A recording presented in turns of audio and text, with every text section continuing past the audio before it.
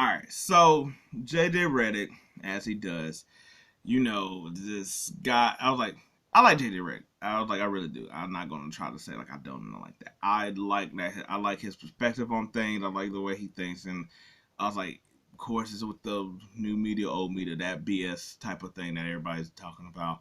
Um, I was like, he exists, for good reasons. I was like, one, getting the eye view of the athlete. Also, I don't think he don't over exaggerate or do anything crazy with his stuff. Like in the same way like some other podcasts, like Gilbert Arenas, which is like there to be hilarious and be over the top, or even like T, which is like chill, but they got good stories and stuff like that. And they have a good time. JJ Redick is really more of like a student of the game, like analytics a little bit, like he really like honed in. Like if you could call him a professor, you could. Like that's how he kind of is. So I was like he's good for the game and stuff like that. But a lot of times I feel like JJ can be annoying, and not in a way that's annoying and like where it calls for it. Like like how people say like Stephen A's annoying on First Take, and it's like yeah, but they're doing a character, they're doing a theme that's I'm like shows like that. I'm like yeah, but I'm like when you're over here, and I'm like and I was like okay, cool, you're gonna come up with here. I was like sometimes I'm like I don't know a pulse or what you're thinking about what they think. And why I bring this up is he was talking about Kevin Durant. And he was saying how years later we're going to basically, when he's gone, we're going to look back on it like, oh, now we were wasting our time over that stupid shit that we was talking about him instead of appreciating him as a great basketball player. And this is sometimes with him that he gets on these beautiful little tangents. I guess I should say, like that one friend that's super crazy, like poetic and optimistic, and the beauty of the world in a way where it's just like I was like, all right, I get it. I was like, you're being really like dramatic here, but I understand. That's what JJ Redick is with me, with a lot of stuff, and I was with a lot of things that he talking about to do. But for instance, with this one, and to me, it just doesn't make any sense. I'm like, so Kevin Durant has either been number two, number three, times at number one basketball player in the NBA. I'm like, uh, and I'm like, so how is that like a shot or a bad thing? Um, Also, like, I'm like, gets talked about as one of the greats, so you can't do that and really be underappreciated as well. I'm like, we show him or talk about him and his team all the time, no matter what. I was like, outside of him when he went to Golden State, which you can have your opinions here and there, and I was like, I feel like there's a multitude of ways you could talk about him, but talk about it, but that did happen. I was like, he's not above criticism in the same way that we did LeBron going to Miami. Um, it's not any different than anybody else who did any of the team up. So I was like, that's fair criticism. The Brooklyn Nets, I was like, that was really more a Kyrie thing than it really was Kevin Durant. We really didn't go at Kevin Durant, really, to be honest, for that situation, because it was Kyrie Irving, it was 2020, it was James Harden, it was things that were sort of out of his control, even though he was a part of it. But it's like it's kind of like that where it's like, hey, you're the boss here, but they're also grown ass people, so you gotta also hold them accountable more so sometimes than the boss in the situation. But and I was like, outside his series with Tatum Brown, I mean not Tatum and Brown from the Celtics, I was like, he really held his own with Brooklyn. Now with Phoenix, I'm like, we've sort of been like we've been watching them, and they're like the number 5 seed, and to me, I'm like, how is that also being disrespectful? I'm like, he got his team through all the injuries. He's pretty much been the one guy that's been pretty much healthy through the whole year. And he pretty much has been either a hand or the hand that got them there. So he can't be really unappreciated. I was like, everybody knows how cold Kevin Durant is, even at this stage of his career. Uh, and let's be honest, if it wasn't for Steph Curry sort of like coming out of nowhere, because I was like, he didn't have, like, Steph Curry didn't have the prodigy or the tangibles, or I mean, not necessarily the tangible, but the thing that would have him at a top prospect, that we would see his rise coming in the same way that like LeBron coming out of high school, Durant, that probably if he didn't have to go to Texas, probably would have all just came straight out just as well. 7 foot dude that could shoot the J easy, effortlessly. Um, yeah, I was like, he's not being underappreciated. He's gonna be like everybody else. The thing is that I guess that you could say that what sucks is that, like everybody else, he just going to be one of them dudes that it's kind of gonna go away with the passing of time. That's just what happens. You only can remember so many people. Like there's only so much room for us to do Kareem or Wilt or Kobe, LeBron, Magic, And I was like, even them, like in another 20 years, some of those guys are just gonna be names, because those people that watched them and revered them is gonna be gone. So then you just sort of like hoping that the next one is going to, but then after what, each generation gets less, and that is how we're going to go, to where it's just going to be like the names that's up there, and you're just going to be like, oh, okay, Michael Jordan, okay, that's the guy I wear the shoes of. All right, all right. I was like, all right, Kobe, I wear Kobe. That's crazy. Who this Wilt?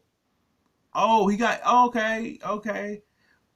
Kareem, oh, that's who LeBron beat for the scoring. That's crazy. Like that's just what. But I was like, he's gonna just slip away. Look, he's not gonna be like forgotten. Like how several years from now, like a T Mac is. Like you're gonna be harder to explain to people what T Mac is at this point.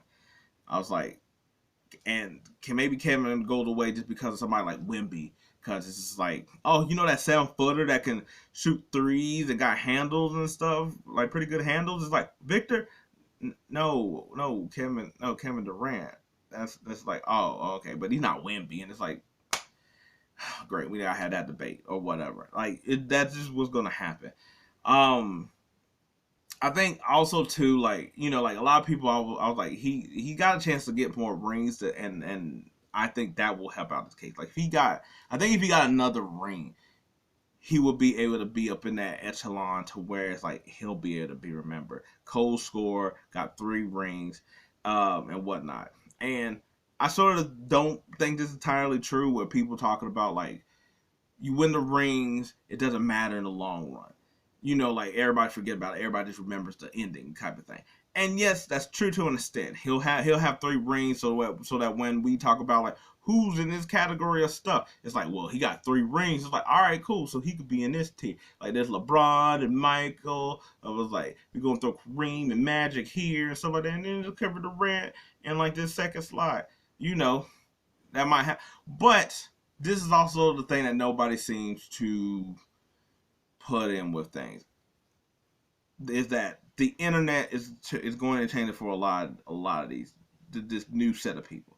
Like, yes, you can watch YouTube and you could try to watch Dr. J. You could try to watch what Michael was doing or Bird or whatever like that, but the feel isn't as there as you are like then watching almost like current highlights and seeing them later on, when it's still, you sort of still got, it's in the same frame of technology. Back then it's all grainy, and it's like, you're like, oh, okay, I'm like watching this on a VHS tape. Whereas like now everything wanted the same thing. You'd be like, oh man, Kevin Durant is playing at the same time like a Victor. So that time capsule is right there to set together.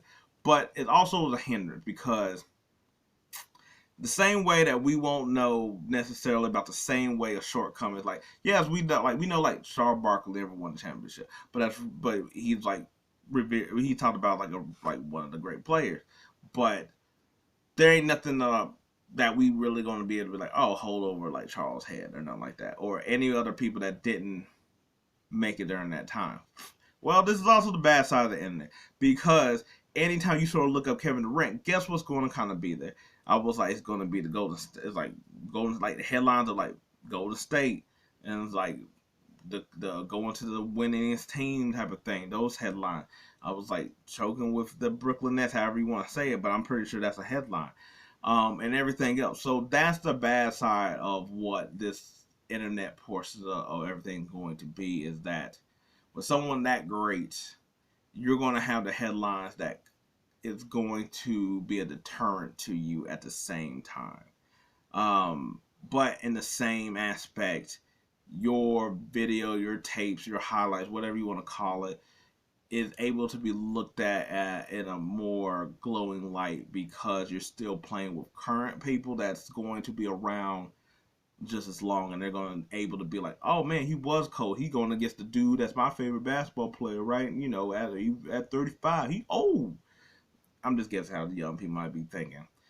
Um, so JJ Redick's thing of all that is, I think it's over exaggeration, just because the time span that we did talk about that, yes, it was in the zeitgeist of that time, but we don't really speak about it anymore. We don't talk about the words.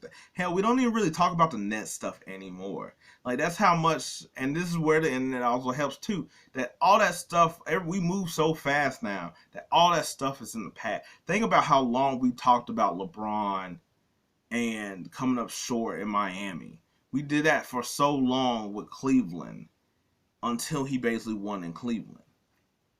And that, so that was so I'm like, and even then, he still carries that, or he still has carried that around. Where like Kevin Durant really doesn't carry any of that stuff around like that, and it's really only because when he interacts with people, like he interacts with people in a way that nobody else does, thus bringing it upon himself. And I'm like, he could do whatever he wants to, but it's also like, I'm like, but if you, but I was like, I was like, but you are the one bringing fire while I got gasoline. To be honest, like I was like, I ain't tell you to come over here. I ain't wasn't asked for that, but I was like, oh shit, that was like, this is going to combust if you bring it over here.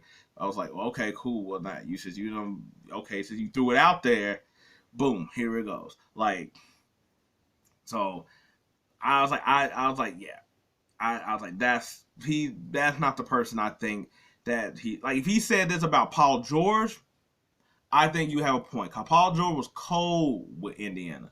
Paul George was cold with Oklahoma City, and injuries had sort of like scrapped his career and stuff like that in a way that I was like, look, Paul George, if he wanted to, could be a top NBA player, but injuries and playing on the team with Kawhi sort of hinders that. And don't get me wrong, he's had some of his own funny moments, but that's the person. That's somebody like you could be like, that's unappreciated. DeMar DeRozan, I was like, that pretty much had Toronto on the map until Kawhi came there and they made it to the next level of championship. I'm like, DeMar DeRozan's a really cold ass player, and we don't care. Nobody talks about him. You don't give him any accolades or nothing like that. And so I'm like, hey, a lot of y'all, guess what? Y'all like, y'all talk about basketball, y'all be all about basketball, but I'm like, y'all really don't give shine to all of the players. You talk about the main players just like everybody else do. So anyway, that I was like, I guess that's a little tangent of like of J.J. Redick in this case with Kevin Durant. I was like, Kevin Durant's not underappreciated. Kevin Durant is just going up against other immortals that, guess what? There's a pecking order, and I was like, you're in the room. Who is really just a line of who gets to eat first. And Durant, you're gonna have to wait in line. I was like, and guess what? Depending on what championship you get, it's a ticket for you to skip the line. Until you do that, you're gonna be where you at. Anyway, until some more nonsense, I'm out.